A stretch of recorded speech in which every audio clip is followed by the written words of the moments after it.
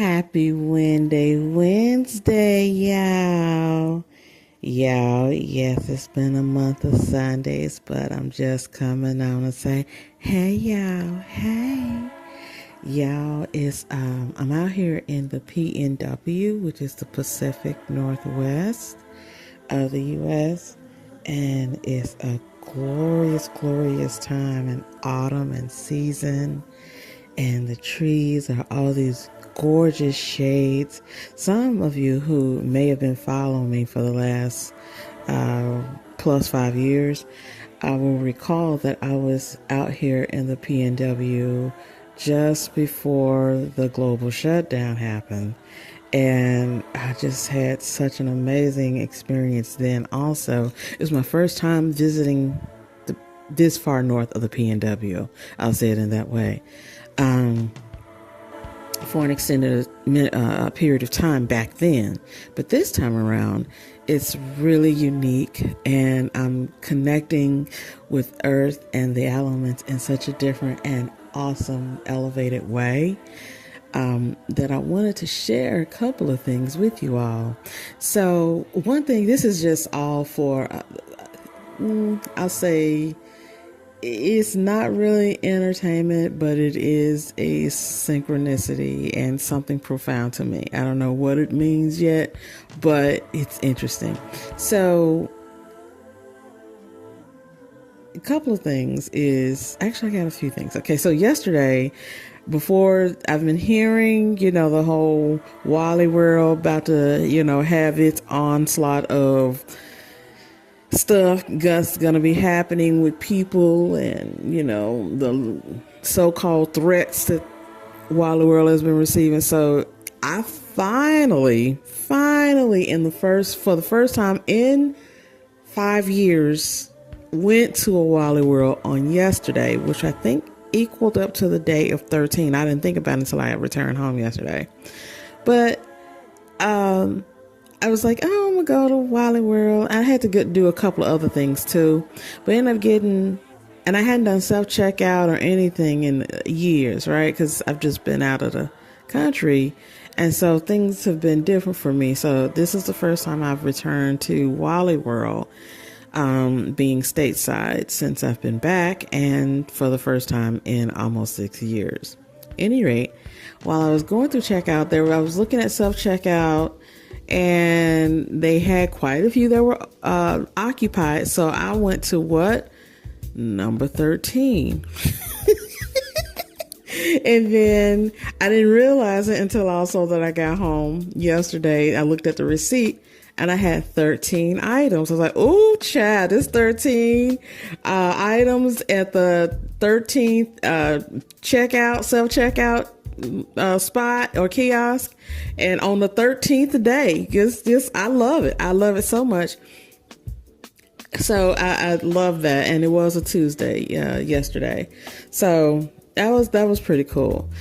The other thing is that there is something that I just came across. Oh my goodness, it's amazing. So I want to say about 30 years ago, literally, I was watching an indie film. I love indie films. I was watching an indie film, and I only remember that it had the word rainbow in the title. So I didn't think about, I was really trying to comb it for the last few years. Like, what was the name of that movie? Because I want to see it again. I've only seen it one time in life, right? And so for years, on and off, I've been like, I really want to know what the name of that movie was, because I just couldn't remember. I loved it, but I couldn't remember the name of it. And because it's an indie film, it's not something that would be in mainstream through Google search or any other search engines. And so even, AI couldn't pick up what I was asking it to help me find. What's interesting and how synchronistic it is, though, was, I want to say 3 o'clock in the morning. What was it? Last Saturday night.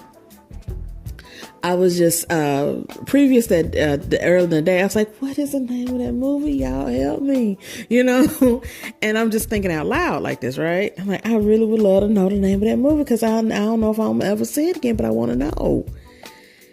And lo and behold, it wasn't even 12 hours later, you all. I went and I was just going through my news feed on, I think it was YouTube or something, and somebody channel uploaded the very movie 11 hours earlier. And just for some of you guys to know, my life path number isn't 11. Okay. So 11 hours was when they had uploaded that movie. So while I was sitting up there trying to think out loud earlier in the day, they were busy uploading the movie.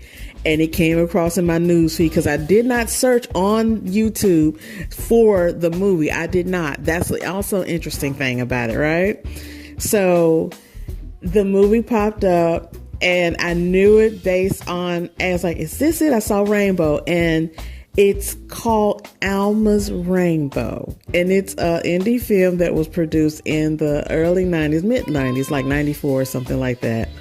And I clicked on it and I instantly knew that that was the movie. And I hadn't seen that movie in over 30 years, and I only saw it that one time. And some of you might remember back about 5 years ago, I was having a conundrum about, okay, what's the name of this particular song? I couldn't remember. I could remember like a couple of the melody pieces, but that was it. I couldn't remember the name of the song. I can remember who sang it, none of it. And somehow or another, it came up to go and search the word honey and the song. And I'd combed through it, but I finally came across, and it was, I believe, the Ohio Players' Honey. And that's what was like, oh my God. So I'm loving when these things happen for me. I really, really do. So a couple of things also came across that I wanted to share. Okay. So I'm switching gears on a deeper level. When I just had an epiphany when I was in meditation, or one was going into meditation and one was coming out of meditation. So the one that was going into meditation was more or less what I call a Kimpiphany.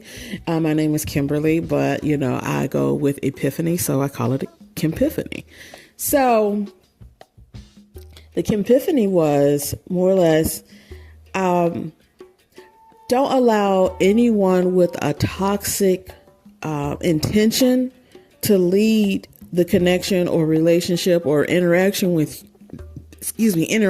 you based on your loneliness or your need for validation or you're just wanting attention. And that's just a way it's been said. Like, that's so basic and plain and simple. But it's just something that perhaps me personally, I'm very happy in my solitude, because this is a spiritual solitude for me. And if you want to call it a hermit mode, then that's fine too. I'm very content and happy with it. And it's not a fail-safe mechanism of not wanting to be social because I've been so-called panged and hurt, blah, blah, blah, blah, blah. No. When you're going through a dark night of the soul, or you're going through an ascension process on a spiritual level, solitude is a necessity. Okay. It is it's a necessity. I can't even say how deep it needs to be and how detached and undistracted and uninvolved with society is pertinent and necessary for you to be able to go through the next spiritual ascensionary process. Ascensionary? We're making that a word today. Ascension process for your next elevation and or movement, spiritually divine, okay, and aligned.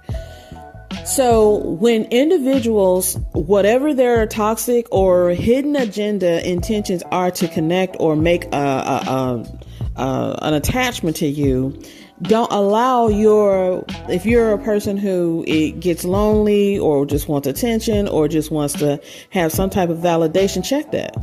Like, really check where that's coming from. And I'm not saying as a so-called human experience that you should, be autonomous to any of those things. What I'm saying is just be mindful that it's not coming from an unhealed space, because that individual who has those intentions will know that and will want to place their hooks in you. So they will lead their intentions and interactions with you from that space and through your loneliness and through your validation and or need for validation and vulnerability wanting attention. So just be mindful of that. I hope that makes sense to somebody and it's not just a bunch of word salading. Okay. So the fourth and final thing, but not last, is when I was coming out of meditation. So this is something that I would say some individuals may have a issue, but I hope this brings a connection. This may have a disconnect, but I hope this brings a connection, if that makes sense. Okay, yeah. So when someone has either what I perceive or observe betray or pained me or wronged me in some type of way, it's not the space for me to carry a grudge so that I can always lean on that for why or when and if I ever have to interact with a person or they try to present me with that or challenge me with that and I refuse. Okay, that's not what that means. If anything, that pang, that betrayal, that showing of disloyalty, and that intended harm, on whatever level that it happened, it's not even a reminder. So it's not a forgive, but can't forget.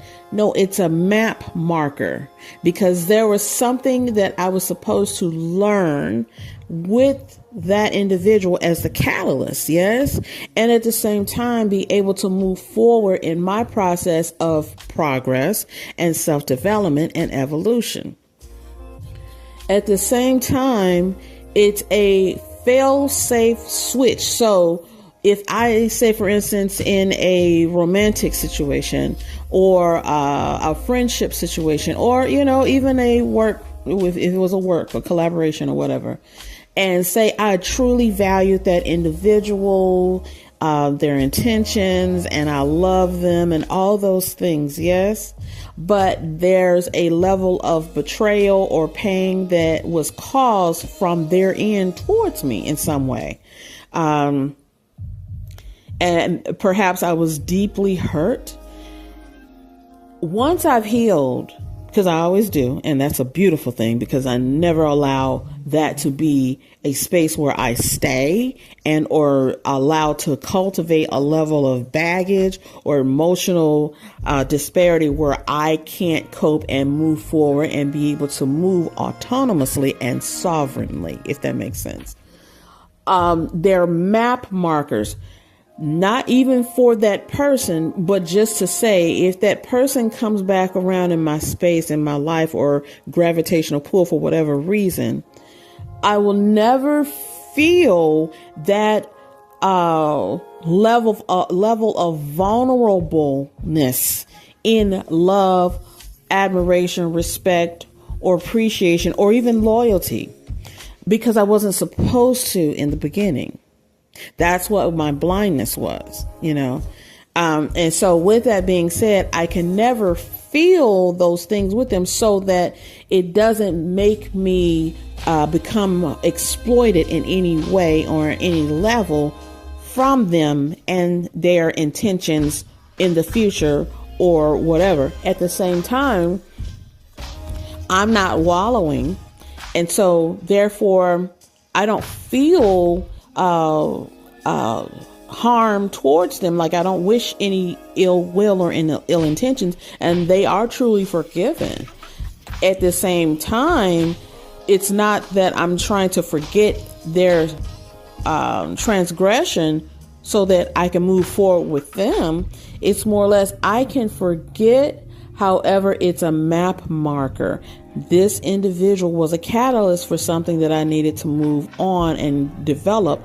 So now that that's being said, I can not be able to be in a space to ever give them what it is perhaps they want to get from me, because they were not in a position to be able to hopefully receive that in the most valuable and divine way in the first place. And so with that being said, I can now move forward and not hold on to anything and not wallow, and at the same space, not be in a grudge and not use it as anything less than a map marker for my development and my life and my love.